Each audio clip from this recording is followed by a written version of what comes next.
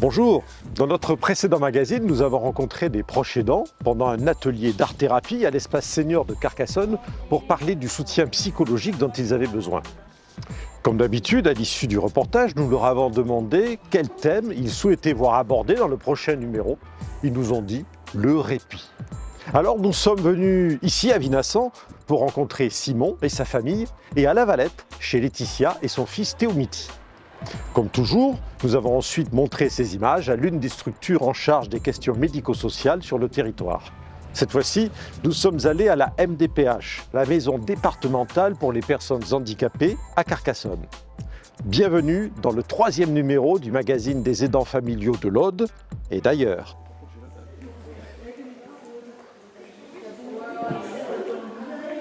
J'ai 3 enfants et puis les aléas de la vie ont fait que j'ai perdu mon mari, jeune, donc à 30 ans.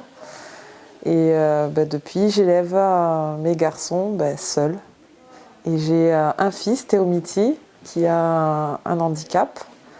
Donc il a un TSA avec une dysphasie. J'essaye de les élever et de faire le maximum pour eux.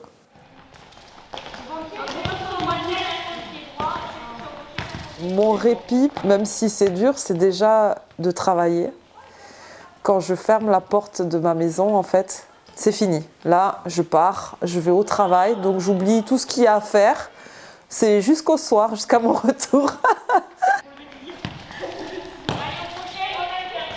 Ça me fait du bien le travail, mais le travail, les enfants, le handicap, il y a un moment donné où le corps aussi, il ne suit plus en fait. Ou quand mes enfants ils vont me dire maman, je réponds même plus. Comme si mon cerveau il se mettait en... Je ne sais pas si c'est un mode de défense, mais tellement que je suis épuisée. Et des fois j'ai mes enfants, le plus petit qui va me dire maman, mais tu m'entends ? Je suis là. Enfin, c'est peut-être ce moment où je me mets justement en pause parce que là la coupe elle est pleine en fait. J'essaye après d'avoir le temps pour moi déjà, c'est mon futsal, mon futsal qui est précieux, pouvoir pendant 2 heures c'est pareil quoi, je ferme la porte, je suis à fond dans mon cours, je tape dans le ballon, d'ailleurs mes pauvres copines, des fois je les charge trop mais bon.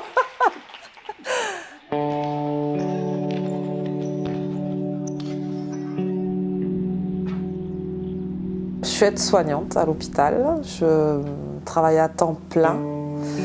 Après, c'est pas vraiment un choix, mais c'est que la plupart du temps, les postes sont à temps plein. Les journées sont quand même longues. Il faut s'occuper des enfants avant. Il y a l'organisation de la maison, le retour c'est pareil, l'organisation au niveau de leur activité extrascolaire.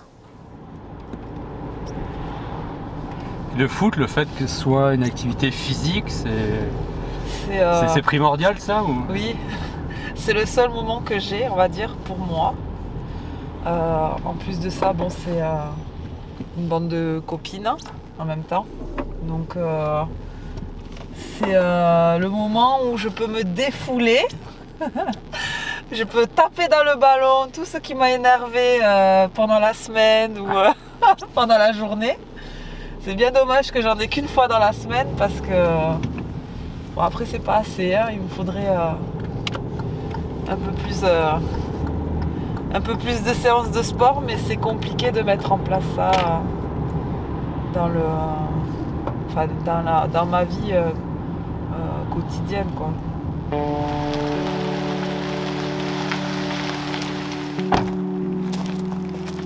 Le répit c'est quoi ? C'est pouvoir faire des choses sans plus rien réfléchir, sans plus rien s'inquiéter, sans plus... Je sais que quand Théomiti est avec Catherine, je me fais aucun souci. Je sais qu'il est en sécurité, je sais qu'en plus, c'est sa confidente. Il lui dit beaucoup de choses que des fois, moi, j'ai par la suite. Je crois que jusqu'à ce que j'arrive, elle n'avait pas eu vraiment d'accompagnement pour Théomiti. que le diagnostic a été fait très tard et que tout s'est mis en place en retard. Elle commençait à fatiguer, ne pas avoir de solution, ne pas avoir d'accompagnement, ne connaissant pas non plus la pathologie de son fils, même si elle avait le nom. Je fais un relais, je mets des choses en place. Il y a des choses qui fonctionnent, il y a des choses qui évoluent tout doucement, il y en a d'autres qui évoluent plus vite. Il y a des choses peut-être qui ne bougent pas encore. Ça va à son rythme, mais quand elle a besoin, je suis là. Pour moi, le répit, si je devais le prendre là, tel quel, dans la famille dans laquelle je travaille, avec laquelle que j'accompagne, c'est donner du temps à la maman, sans le noyau familial, pour se ressourcer. Et de l'autre côté, donner du temps aux enfants, sans la maman, pour faire autre chose et se ressourcer aussi. Par exemple, réciter les horaires en entier, etc. Ça, c'est des exemples. Et si tu tournes la page, ah non, je n'ai pas mis en marron. Et cependant, certaines auront plus de difficultés. Ils pourraient par exemple trouver qu'il est très difficile de se rappeler des noms des visages. Alors en fait, ce que j'ai mis en marron, c'est ce qui est vraiment les spécificités qu'il peut avoir beaucoup. Et la salade. Après, il y en a d'autres. Bon appétit, je vous apporte du pain. Merci, je ne pourrais jamais utiliser ça. Après, il y en a d'autres que tu as, que j'ai pas mis. Parce que voilà, sinon tu peux pratiquement tout mettre. D'abord, si j'ai des problèmes, je dis d'abord à Catherine avant de dire à ma mère parce que je pense que c'est Catherine qui peut m'aider sur les conseils au lieu de ma mère. Je pense que ça peut être comme ma tante ou mon ange gardien qui m'aide quand il y a des choses qu'elle ne va pas, quand elle me fait des notes sur mon téléphone. Quand ça ne va pas, je regarde comme ça. S'il y a un problème chez moi, je regarde et pour essayer de m'excuser ou pour me racheter, pour faire d'autres choses, je regarde et après je fais. C'est comme si c'était notre avocat un peu, de nous aider ou nous conseiller ou pour faire quelque chose de meilleur ou de s'améliorer. L'allemand, j'ai toujours pas eu ma note. Ah, dommage. Mais en tout cas, j'ai largement, j'ai réussi certains, plus de trois quarts, et elle notait si on en connaissait en bonus. Et j'en ai mis 4 verbes en plus. Et tu penses que c'est dû à quoi? Que tu as réussi comme ça? Toi? Ah non, pas moi, c'est pas moi qui apprends. Ah, moi? Avec l'alarme. Les répétitions? Oui. Théo Miti, par contre, il est à l'internat. C'est un choix qui, pour moi, est le meilleur, mais peut-être pas pour Théo Miti, parce que des fois, parfois, il aimerait être avec nous, et parfois aussi, il est content d'être avec ses copains. Après, je pense que l'internat, voilà, c'est aussi très positif pour lui. Tous les jours, si j'avais à avoir ce quotidien, c'est-à-dire en rentrant, passer des heures et des heures pour lui dire, parce qu'il a des routines à faire, il faut faire ça, il faut faire ça, il faut que tu ailles à la douche, il faut que tu ailles... Là, c'est le moment de mettre la table, là, parce que tout seul, ça ne va pas lui venir à l'idée. Tout doit être planifié, avec des timings, avec des alarmes.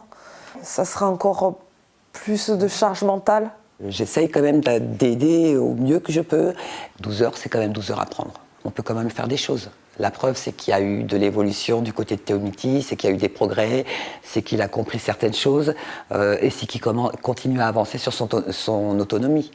Maintenant, en fonction des âges, voilà, Théo Miti, il est adolescent. Il faut penser aux professionnels.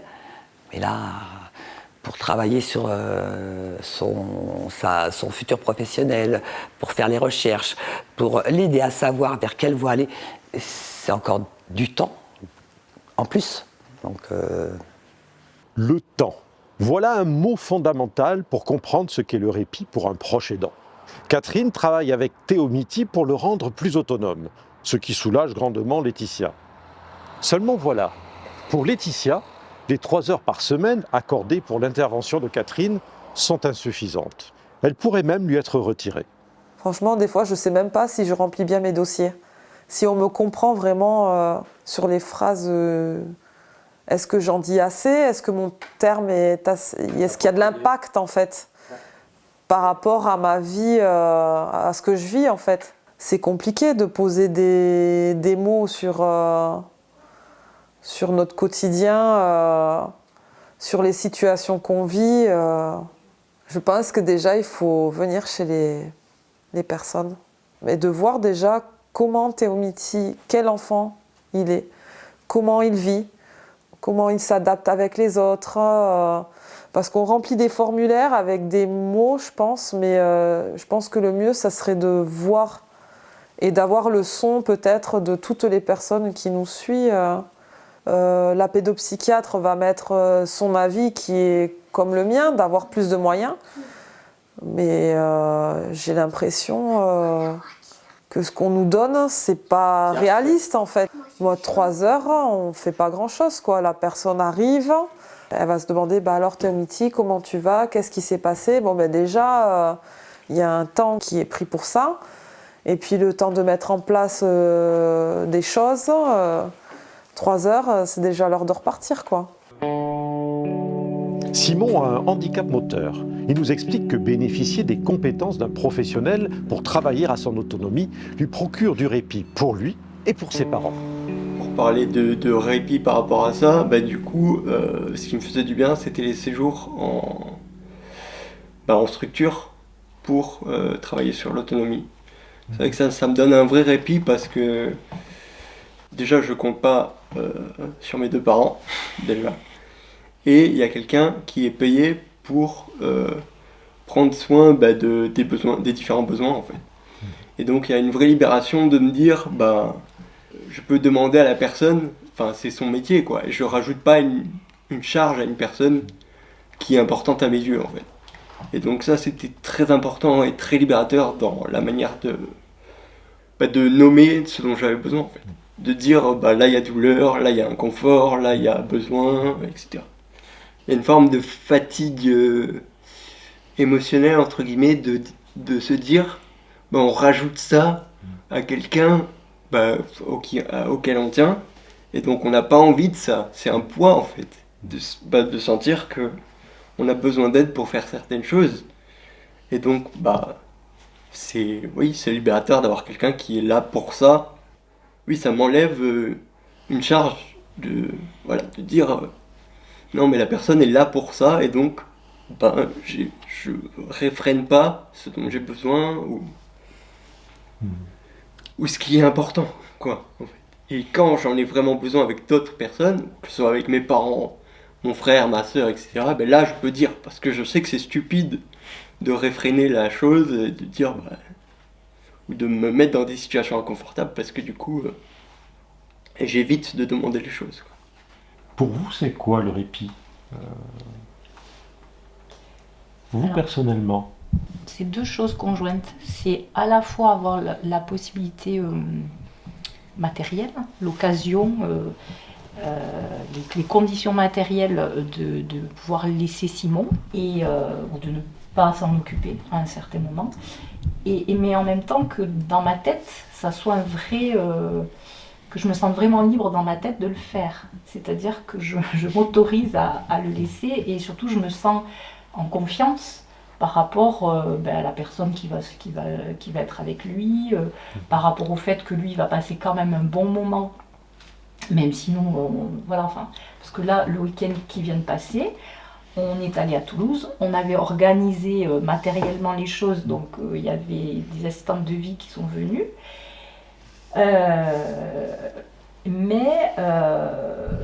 Quand on est revenu, Simon on a compris qu'il s'était ennuyé parce qu'il a vu personne à part ses assistantes de vie pendant tout le week-end. Et donc on n'est pas toujours libre dans sa tête parce que on peut se dire peut-être qu'il va tomber, peut-être qu'il va se passer ci, ça. Donc le vrai répit, c'est pouvoir se dire j'y vais en toute confiance et je peux ne plus y penser. Louis a une sœur jumelle qui s'est gentiment proposée pour venir chez nous et être avec Simon pour que nous on puisse partir pendant une semaine pleine faire un voyage donc en Sicile finalement Et donc là, on avait un vrai répit parce que dans notre tête, on était sûr que Simon était bien, qu'il n'était pas tout seul et qu'il était avec des gens de bonne compagnie. Donc ça, c'est bien notre voyage en Sicile. On a passé un peu plus d'une semaine, hein, c'est ça. Et donc là, c'est la première journée. On est arrivé à Syracuse. Et donc là, c'est une guide qui nous a un petit peu parlé de la partie antique de Syracuse. Votre dernier voyage, il remontait à quand? 7 ans auparavant. Enfin, dernier voyage que tous les deux. Voilà. Moi, de toute façon, les moments où je fais de la photo sont souvent des moments de répit, justement. Je suis dans ce que je vois, je sors de beaucoup de choses. Que ce soit pendant les voyages ou quand même, moi j'ai l'occasion parfois de partir un petit peu, faire des photos de bord de mer ou de choses comme ça. Et la créativité, c'est un espace à soi, un espace de liberté, un espace de etc. Et Béa, des fois, je lui dis là, ça fait trop de temps, j'ai rien fait. Même si les photos sont pas bonnes, hein, c'est pas le sujet, hein, mais ça fait trop longtemps que j'ai pas sorti l'appareil, je suis pas sorti, etc. Et c'est un manque, quoi. Comme les balades qu'on fait avec Béa, le fait de partir dans la nature. Ouais. Oui, ça c'est très ressourçant, hein, c'est sûr. C'est sûr. Et c'est vrai qu'au début on amenait beaucoup Simon, on l'emmenait, on le traînait, etc. Et que maintenant on se dit, et ça marche plutôt bien maintenant quand même. C'est qu'on te le propose, mais toi tu nous dis non, j'ai vraiment pas envie de ça, et il a quand même... C'était une préoccupation de mes parents, que j'ai du bien-être forcément. Pour eux, ça passe par certaines choses et pas par d'autres. Si on voit forcément les choses que je veux moi, et ben c'est sûr qu'il y a un ajustement à faire. Il faut en discuter et c'est aussi apprendre à dire non ou alors à dire ouais peut-être ou ça dépendra de comment je suis quand je rentre de tel truc. Enfin, des fois je me fais un peu traîner encore une fois, mais souvent j'apprécie. Après, tout le monde te l'a dit, tu as cette passion pour le basket. Je pense que ce serait l'occasion de t'appuyer sur ça pour essayer de te faire des amis dans les fans de basket, etc. Mais c'est difficile. Hein. Voilà, donc j'avais commencé comme ça. Narbonne Arena, 3 mai 2022. Donc les abords de la salle résonnent du son des ballons de basket et des dribbles. La petite ville du sud de la France est en effervescence.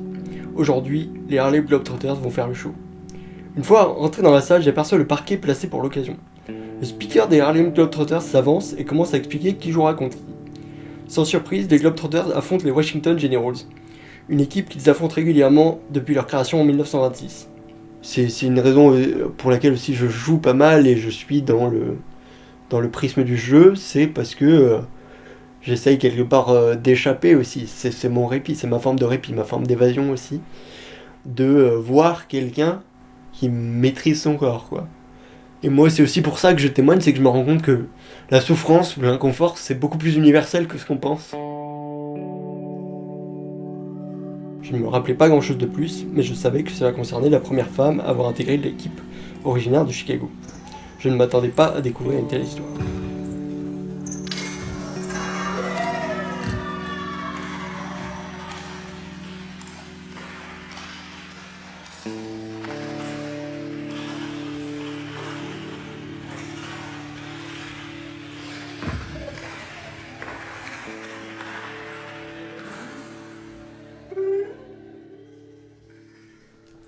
Très bien. J'ai envie de parler pendant le reportage.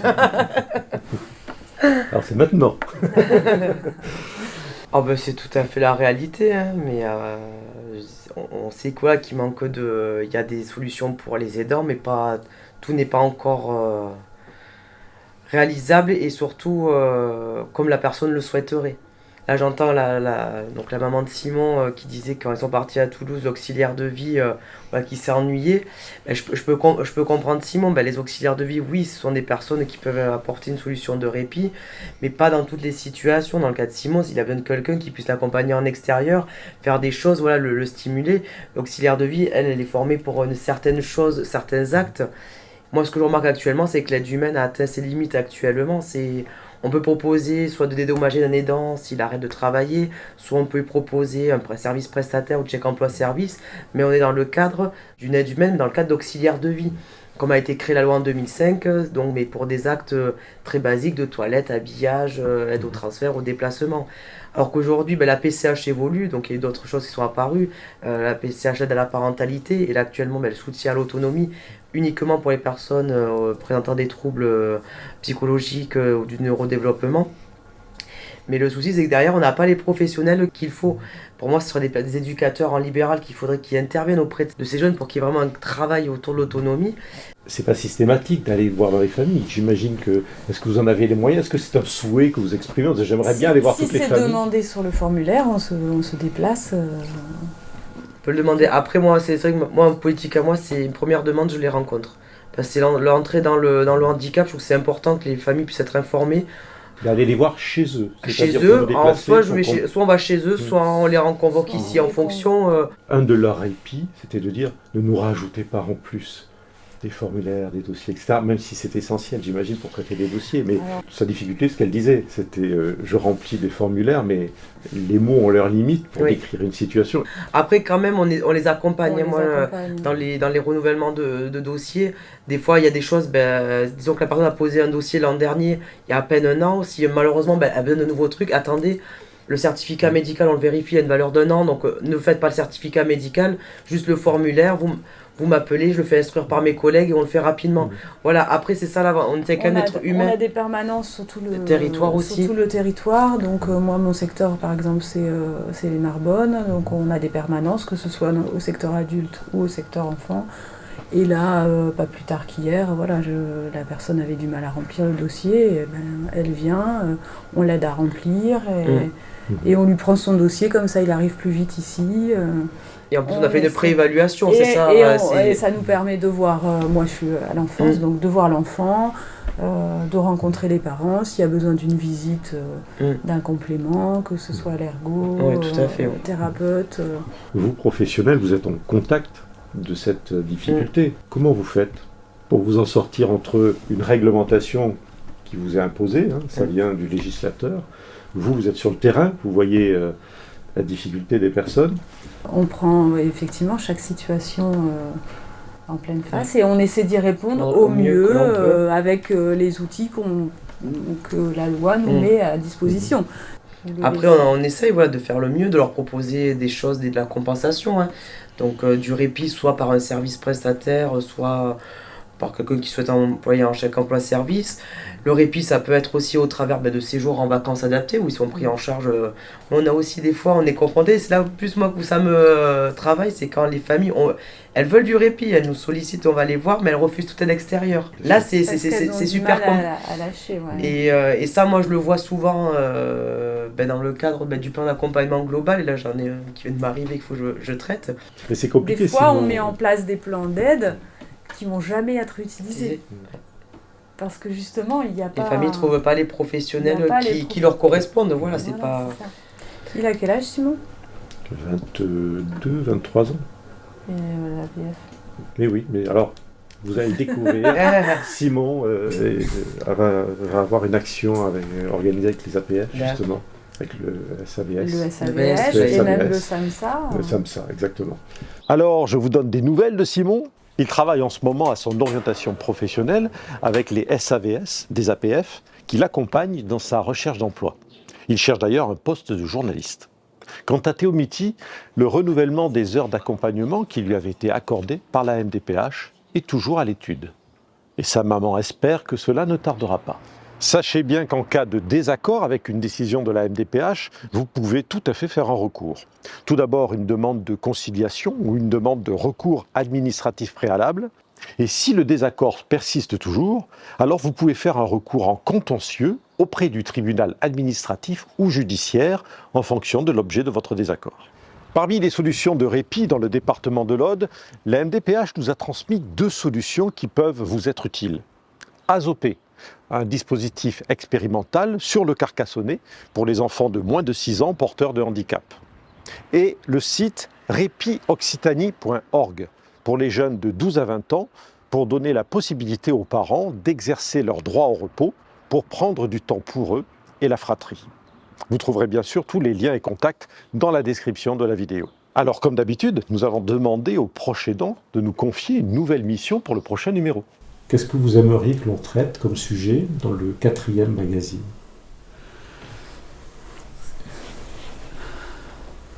La famille, c'est un beau sujet, hein. La famille. Peut-être on est en train de lire un livre qui est très chouette et qui parle en fait des frères et sœurs. Comment ils le vivent, comment ils perçoivent tout ça, qu'est-ce qu'ils ont... Voilà, qu'est-ce que ça... Oui, le point de vue de la famille, ça me paraît pas mal. Merci d'avoir suivi ce 3e magazine des aidants familiaux de l'Aude et d'ailleurs. Sa vocation, vous le savez, est de vous donner la parole, vous, les proches aidants. Alors partagez-le, commentez-le et à bientôt.